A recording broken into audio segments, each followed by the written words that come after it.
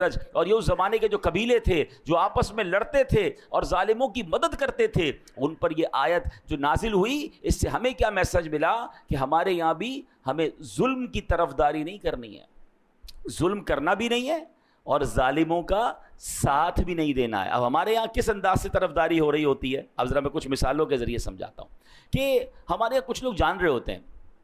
میرا چاچا ہے، میرا تایا ہے، چھوٹا بھائی ہے یا بڑا بھائی ہے، رشتہ دار ہے، پتہ ہے غلط کر رہا ہے، مگر چونکہ اپنا ہے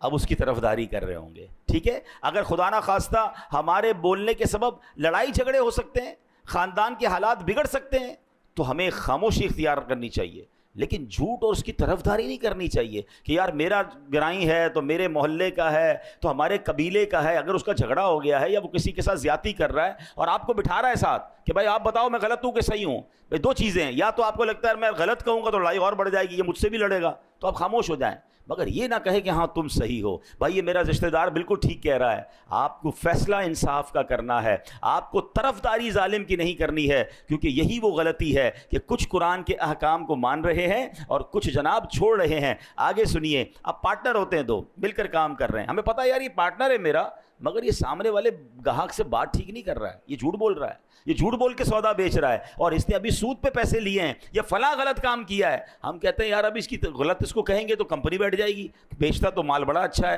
جھوٹ بول کے بیچ تو آتا ہے، سودا سب سے اچھا بیچتا ہے جناب، کاروبار اس کو سمجھ بڑی ہے، کچھ بھی کر کے آئٹم بیچ کے آ جاتا ہے۔ اگر میں اس کا پارٹنر ہوں اور میں خاموش ہوں اور میں بلکہ طرفداری کر رہا ہوں،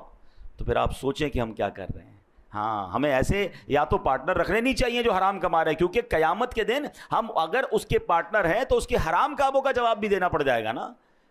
بہت سارے شیئر کمپنی کے کاروبار کو جو علماء منع کرتے ہیں، اس کی ایک بڑی وجہ علماء یہ بیان کرتے ہیں کہ آپ جناب اس کمپنی میں ایک طرح سے پارٹنر بن جاتے ہیں، آپ کو کیا پتا اس کمپنی میں کیا کیا حرام ہو رہا ہے، اس کی بڑی تفصیل ہے، میں نہیں کہہ رہا سارا کام غلط، یہ سارا کام صحیح، آپ کسی صحیح عالم دین مفتی کے ساتھ بیٹھے تو صحیح۔ پارٹنر بننا آسان نہیں ہے کسی کا، اب اگر آپ کسی بھی چیز کے پارٹنر ہیں تو اس کے اچھے کے بھی پارٹنر ہیں، اس کے برے کے بھی پارٹنر بن گیا،